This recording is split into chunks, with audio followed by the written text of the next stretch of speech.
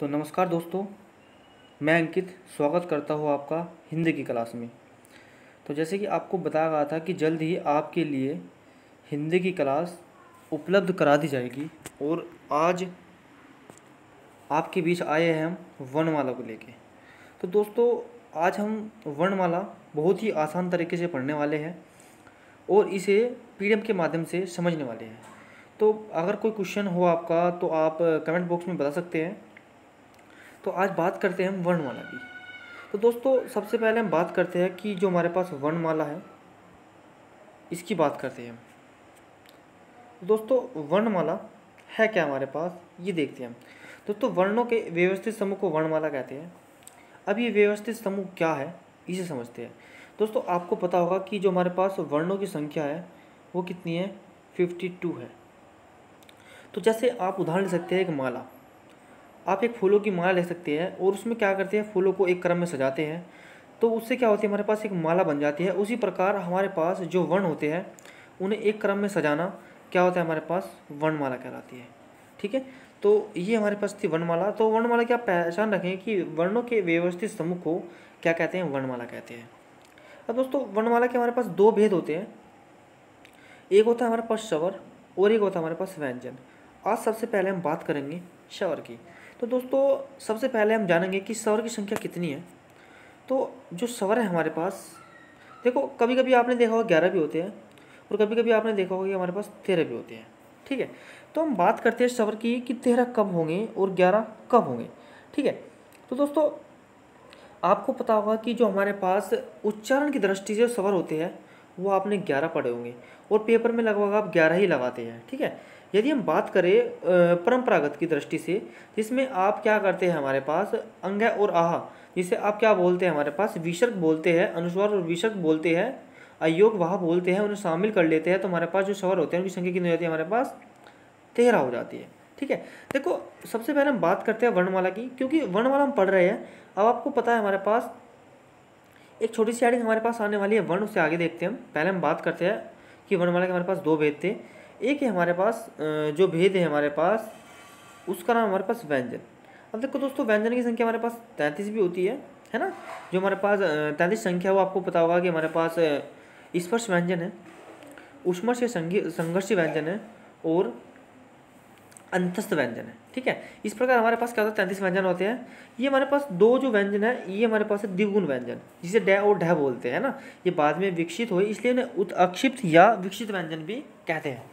उसके बाद यदि हम बात करें चार व्यंजन, ये कौन से हमारे पास, ये हमारे पास चार व्यंजन है संयुक्त व्यंजन, जिन्हें अक्षयतर अंग और स्वरा बोलते हैं ना। तो हमारे पास इस प्रकार व्यंजन संख्या है, सॉरी वर्णों की जो संख्या वो 52 हो जाती है स्वर और व्यंजनों को मिला के। ठीक है, अब हम बात करते हैं वर्ण की। दोस्तों, वर्ण की हमने दो परिभाषा यहाँ पर लिखी हुई है। भाषा की सबसे छोटी इकाई को वर्ण या ध्वनि कहते हैं। ठीक है, और यदि हम बात करें दूसरी इसकी परिभाषा की, तो दूसरी परिभाषा क्या है कि भाषा की सबसे छोटी इकाई जिसके अंतिम खंड ना हो सके उसे वर्ण कहते हैं। जैसे मैं कह दूँ आपको ए, है ना, ए के हमारे पास अंतिम खंड नहीं हो सकते, या आप सपोज करो मैं कह दूँ कै। अब देखो हमारे क्या क्या अंतिम खंड हो सकते हैं, यदि मैं उसके नीचे हलंत लगा दूँ तो हमारे पास ये क्या हो जाएगा, अब जब वर्ण हो जाएगा। और वर्णों की संख्या आपको बताइए हमने कितनी है, 52 है। अब आपको ये भी पता होना चाहिए कि 52 कैसे पूरी करनी है। तो आपको पता होगा 52 में हमारे पास स्वर कितने होते हैं, 13, जिसमें आप कभी कभी 11 मान लेते हो उच्चारण की दृष्टि से। यदि हम बात करें व्यंजन, हमारे पास देखो 33 तो हमारे पास मूल व्यंजन है, 2 हमारे पास द्विगुण है और 4 हमारे पास संयुक्त है। ठीक है, तो हमारे पास इस प्रकार जो व्यंजनों की संख्या, सॉरी वर्णों की संख्या है वो कितनी हो जाती है, 52 हो जाती है। ठीक है, आगे चलते हैं, हम बात करते हैं एक क्वेश्चन हमने लिखा हुआ है नोट में, तो इससे भी आप देख लेंगे कि जो हमारे पास मूल वर्ण है, जो हमारे पास मूल वर्ण है वो कितने हमारे पास 52 है। पर उच्चारण के आधार पर जो वर्णों की संख्या वो कितने हमारे पास 47 है। कितने दोस्तों, 47। तो यदि हम बात करें इसमें स्वर कितने होंगे और व्यंजन कितने होंगे, तो दोस्तों इसमें जो हमारे पास स्वर है वो 10 होंगे और जो हमारे पास इसमें व्यंजन है वो 37 होंगे। ठीक है, पर लेखन के आधार पर यदि वर्णों की संख्या की हम बात करें तो वो होते हैं हमारे पास 55, अर्थात 55 हमारे पास क्या आती है इनकी वर्णों की संख्या होती है, किसके आधार पर, लेखन के आधार पर हमारे पास हमें पढ़ना किसके आधार पर है, मूल वर्ण पढ़ने हैं 52 में, ठीक है। अब देखो यदि हम वर्णमाला का आपको भेद बताया था कि वर्णमाला के हमारे पास दो भेद होते हैं, है ना, एक तो स्वर है हमारे पास और एक व्यंजन है, ठीक है। आज हम बात करते हैं स्वर के बारे में कि स्वर हमारे पास होते क्या है, इन्हें पढ़ना कैसे है, समझना कैसे है और इन्हें याद कैसे रखना है, उसे आज हम समझेंगे, ठीक है। देखो हम बात करते हैं स्वर की, तो चलिए हम बात करते हैं स्वर की। देखिए स्वर की परिभाषा क्या है हमारे पास, स्वतंत्र रूप से बोले जाने वाले वर्ण को हम क्या कहते हैं, स्वर कहते हैं। अब आपने वर्ण पढ़ लिया, वर्ण क्या होता है हमारे पास, स्वतंत्र होता है ना, वर्ण भी हमारे पास क्या होता है, स्वतंत्र होता है, परंतु जो वर्ण होते हैं इनके अंतिम खंड नहीं हो सकते, है ना, ये हमारे पास क्या होते हैं, वर्ण होते हैं। वर्णों की संख्या हमने पढ़ी थी 52। अब देखो हम स्वर की यदि बात करें तो इसकी हमने अथवा में परिभाषा लिखी हुई है, इसे जानेंगे हम, अथवा की परिभाषा क्या है हमारे पास, ठीक है। देखो जिन वर्णों के उच्चारण में वायु मुख से बिना रुकावट के बाहर निकल जाती है, स्वर कहलाते हैं। अब आप कहेंगे कि कैसे, देखिए दोस्तों, जो हमारा मुख है, मुख में कुछ हमारे पास भाग होते हैं, जिसे आप बोलते हो कंठ, तालु, मूर्धन्य, है ना, ओष्ठ, है ना, ये हमारे पास कुछ इस प्रकार के अंग होते हैं जिनसे हमारे पास क्या होता है, वायु मुख से टकराती है और बाहर निकल जाती है। तो ठीक है, यदि इनसे न टकराते हुए जो हमारे पास वायु है वो बाहर निकल जाए तो वो हमारे पास क्या होता है, स्वर कहलाते हैं, ठीक है। और यदि हम बात करें स्वरों की, है ना, देखिए यहाँ से बता दिया कि हमारे पास जो स्वर के दो भेद पढ़ेंगे हम, एक तो उच्चारण की दृष्टि से हमारे पास कितने स्वर होते हैं, 11 होते हैं, और यदि हम परंपरागत की बात करें तो कितने होते हैं हमारे पास, 13 होते हैं ना। जो हमारे पास ये एक हम पढ़ेंगे अंग है और एक हम पढ़ेंगे अह, है ना, ये हमारे पास होते हैं, इनकी संख्या मिलाकर हमारे पास कितनी जाती है, वर्णों की संख्या 13 हो जाती है ना। आगे चलते हैं, देखिए सबसे पहले हम बात करते हैं वर्ण कौन कौन से हमारे पास है ना। देखो इसमें दो क्वेश्चन है हमारे पास कि वर्ण कितने हैं, मात्रा कितनी है ना।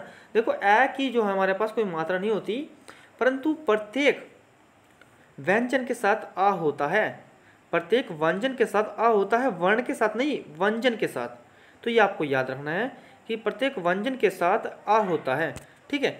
हम बात करते हैं अ की।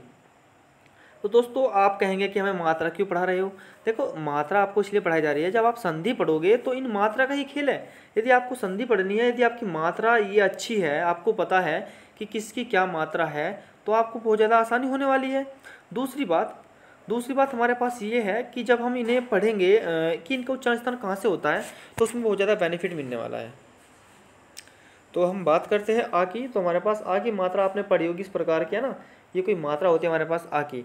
यदि हम बात करें छोटे ए की मात्रा की, तो दोस्तों आपने पढ़ा होगा इस प्रकार की मात्रा पड़ी होगी दड़ की, है ना, तो उसे बोलते हैं छोटी की मात्रा। बड़ी की मात्रा हमारे पास ये हो गई, छोटे की मात्रा हमारे पास ये हुई, बड़े की ये हुई हमारे पास, रीढ़ी की मात्रा ये होती है हमारे पास, है ना। जैसे आपने पढ़ा होगा कृतिका, तो जो कृतिका है हमारे पास, जो इसमें नीचे को मात्रा लगी हुई है कृतिका में, जो ये मात्रा लगी हुई है ना, इसे रीढ़ी की मात्रा बोलते हैं ना। और यदि हम बात करें कर्म की, तो ये हमारे पास रै होता है, ठीक है, ये आपको याद रखना है, ठीक है। उसके बाद हम बात करते हैं एक की हमारे पास ये मात्रा होती है, आई की हमारे पास ये मात्रा होती है, ओ की हमारे पास ये मात्रा होती है, और आओ की हमारे पास ये मात्रा होती है, ठीक है। तो आशा है लगभग आपकी समझ में आ रहा होगा, और यदि आपकी समझ में नहीं आ रहा तो आप कमेंट बॉक्स में ज़रूर बताएं, ठीक है। देखो अब हम इनका यहीं से उच्चारण स्थान देख लेते हैं कि इनका उच्चारण स्थान क्या होगा।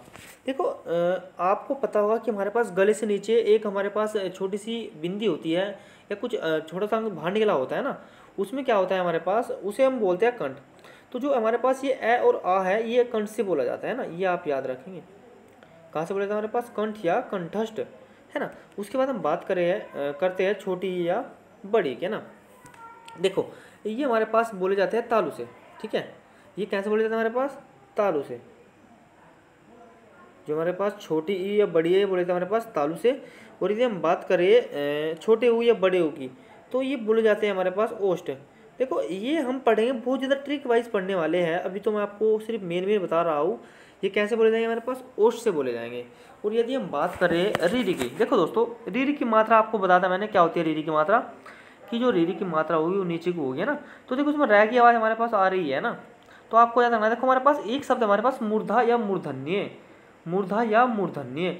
तो देखो इसमें रै आ रहा है हमारे पास, तो आपको यह समझ जाना है कि जब भी रै की बात करेगा तो हमारे पास वो रीढ़ी की बात करेगा, कि जो रीढ़ी का उच्चारण स्थान है वो कौन सा है हमारे पास, मूर्धा या मूर्धन्य है।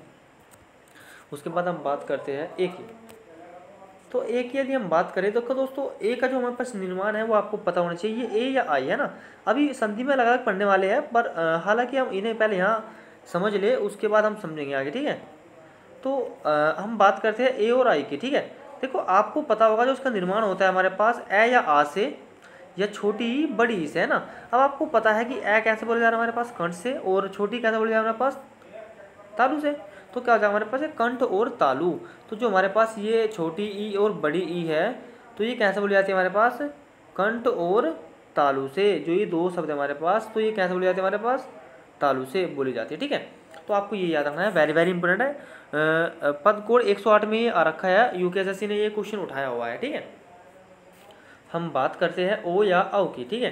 देखो हमारे पास जो ये ओ और औ है ना, इनका उच्चारण स्थान देखते हैं हमारे पास कि क्या होगा। देखो इनका जो निर्माण होता है वो ए या छोटे ऊ या बड़े ऊ से होता है। अब आपको पता है कि ए कैसे बोला जाता है हमारे पास, कंठ से, है ना। ए हमारे पास बोला जाता है कंठ से। और जो हमारे पास छोटा ऊ है वो कैसा बोला जाता है हमारे पास, ये बड़ा ऊ, वो बोला जाता है ओष्ठ से। तो इसे बोलते हैं हम कंठोष्ठ। जो हमारे पास छोटा ऊ या बड़ा ऊ है उसको बोला जाता है हमारे पास कंठोष्ठ से, ठीक है। कंठ प्लस ओष्ठ, कंठोष्ठ, ठीक है। उसके बाद हम बात करते हैं, नोट में दो चीज़ हमने लिखी हुई है। देखो दोस्तों आपको बताया था मैंने कि हमारे पास ये अंग और आहा है ना, इसे हम क्या बोलते हैं, अयोग वाह बोलते हैं। वेरी वेरी इंपॉर्टेंट है, कभी कभी पेपर में उठ जाता है कि अयोग वाह इनमें से कौन है या कौन नहीं है ना। इनमें से अयोग वाह कौन नहीं है, आपको दो ऑप्शन देता है, एक इनमें से कोई नहीं, एक अदर ऑप्शन कोई उठा सकता है, ठीक है। उसके बाद इसे जो हमारे पास ये एक बिंदी वाला होता है, इसे बोलते हैं अनुस्वार, है ना। क्या बोलते हैं, अनुस्वार। जैसे आप मेरा ही नाम ले लो, अंकित, ठीक है। तो जिसमें अंकी बिंदी लग रही है, ये हमारे पास क्या की आवाज़ देगी, न की आवाज़ देगी, पर ये हमारे पास क्या होता है, अनुस्वार होता है, ठीक है। उसके बाद हम बात करते हैं इसकी, है ना। ये दो डबल बिंदी वाला है हमारे पास, इसे आहा बोलते हैं हम, पर इसे हिंदी में बोलते हैं विसर्ग। क्या बोलते हैं दोस्तों, इसे हिंदी में बोलते हैं विसर्ग। अब देखिए विसर्ग हमारे पास ये हुआ, दोनों का नाम क्या हुआ, अयोग हुआ अलग, इसका नाम क्या हुआ, अनुस्वार, और इसका नाम क्या हुआ हमारे पास, विसर्ग हुआ, ठीक है। तो इसे आप याद कर लेंगे, आशा है आपको वीडियो अच्छी लग रही होगी। देखो उसके बाद हम बात करते हैं, देखो दोस्तों उसके बाद हम बात करते हैं स्वर की। देखो स्वर क्या होता है हमारे पास हमने पढ़ लिया। अब हम स्वर के भेदों की बात करेंगे, ठीक है। देखिए स्वर के भेद हमारे पास कितने होते हैं, 4 होते हैं, ठीक है। कितने भेद होते हैं हमारे पास स्वर के, 4 भेद होते हैं, और मात्रा के आधार पर हमारे पास और समय के आधार पर, है ना।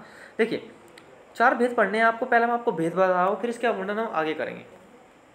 देखो समय और मात्रा के आधार पर हमारे पास 4 भेद होते हैं, हासु स्वर, दीर्घ स्वर और पल्प स्वर, ये हमारे पास 4 भेद होते हैं, ठीक है।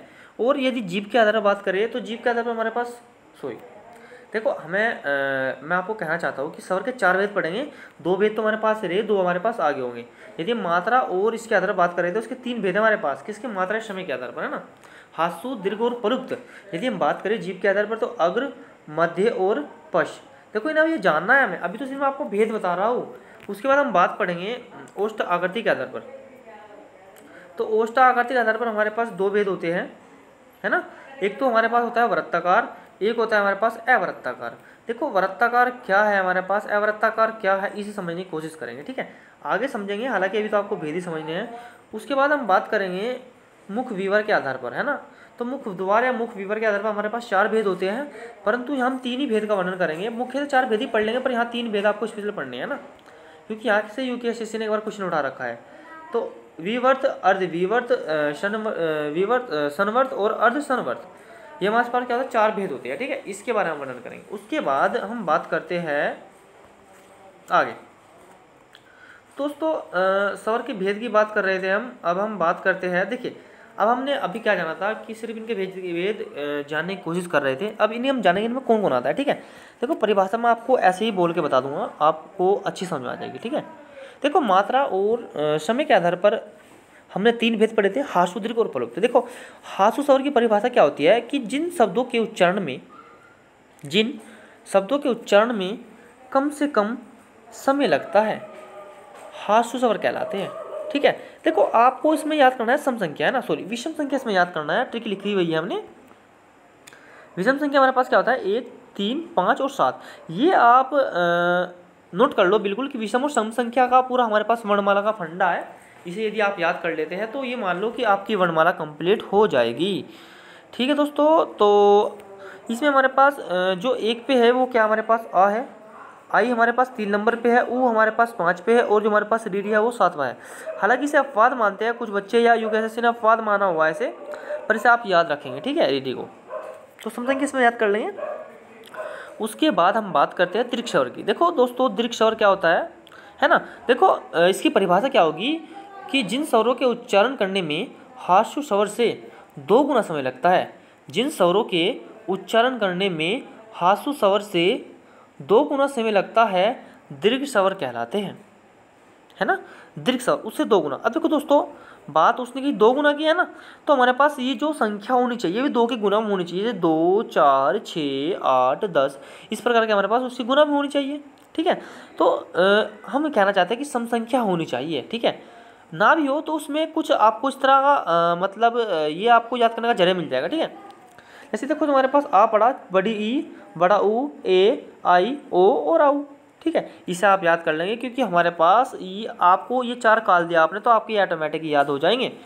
अब हम बात करते हैं इसके तीसरे वेद की। तो पलुप स्वर इसका तीसरा वेद है ना। परिभाषा क्या होगी कि हासु स्वर से 3 गुना समय लगता है ना।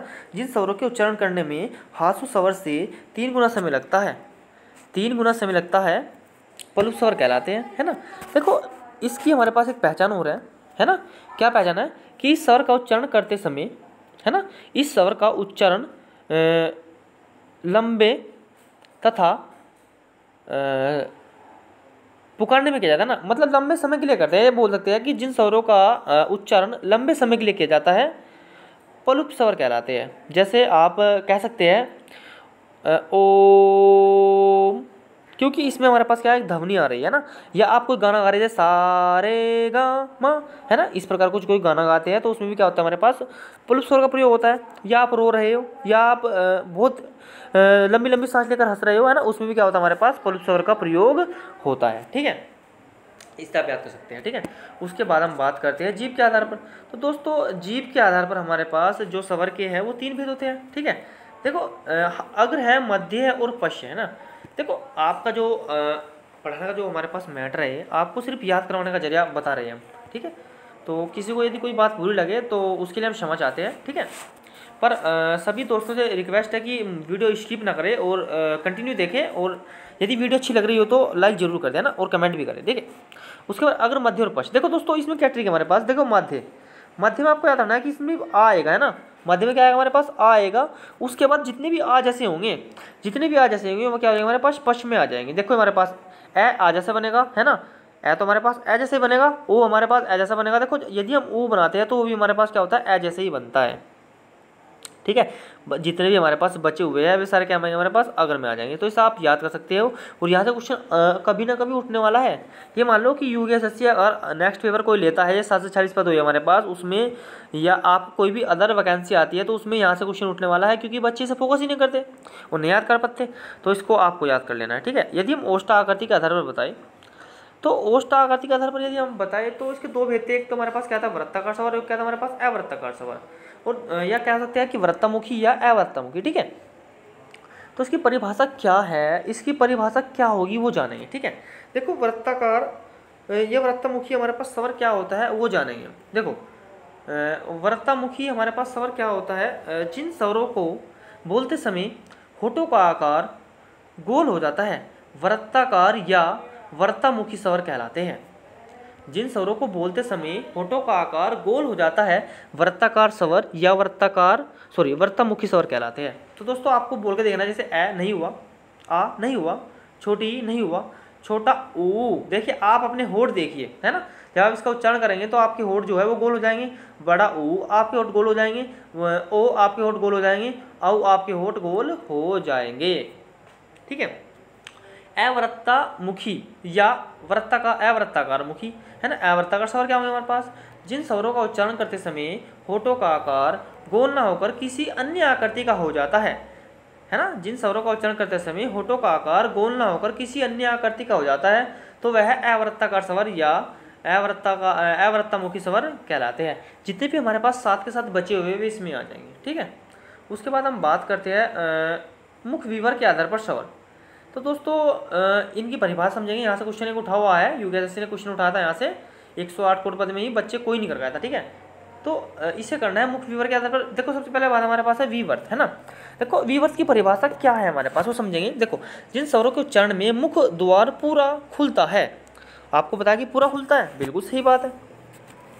तो इसमें आप याद कर लेंगे कि दो, है ना। देखो दो का मतलब हमारे पास कि होठ ऊपर का और नीचे का पूरा खुल जाएगा। ये दो होठ है ना, तो पूरे खुल जाएंगे, तो उसमें क्या आ जाएगा हमारे पास, दो आ जाएंगे, दो होठ हो जाएंगे, तो उसे बोल देंगे हम आएगा इसमें, ठीक है। किसमें, सॉरी विवर्त स्वर में, ठीक है। यदि हम बात करें अर्धविवर्त की, तो अर्धविवर्त की पहचान क्या होगी कि जिन स्वरों के उच्चारण में मुख द्वार आधा खुलता है ना, जिन स्वरों के उच्चारण में मुख द्वार आधा खुलता है, अर्धविवर्त या हाफ ओपन स्वर कहलाते हैं, ठीक है, समझिए। उसमें देखो हमारे पास ये तीन है, इसे आप याद करना है। देखो इसे आप कैसे याद कर लेंगे कि जो हमारे पास ए है वो एक पे है, और जो हमारे पास आई है ना, ए आ छोटी बड़ी छोटाऊ बड़ाऊ रीरी ए आई, है ना। आप याद कर लेना, इसे ऐसे याद कर लेना आप। उसके बाद इसे जो आपको याद करना है, इसे याद करना है सिर्फ आपको, ये अर्धसंवर्त, इसे आप याद कर सकते हैं, लिखा हुआ आपके सामने। अर्धसंवर्त में इसकी परिभाषा क्या होगी वो समझेंगे, है ना। जिन स्वरों के उच्चारण में मुख द्वार आधा खुलता है, वो तो हमने ऊपर पढ़ा है ना। अर्धसंवर्त की बात करते हैं हम, तो दोस्तों सॉरी, ये हमारे पास अर्धसंवर्त की ही पहचानते हैं ना। इसमें क्या होता है हमारे पास, मुख द्वार कितना खुलता है हमारे पास, आधा खुलता है, ठीक है। सॉरी कुछ गलत हो रहा है दोस्तों इसमें, इसे बात करते हैं अर्धसंवर्त की बात करें ना दोस्तों।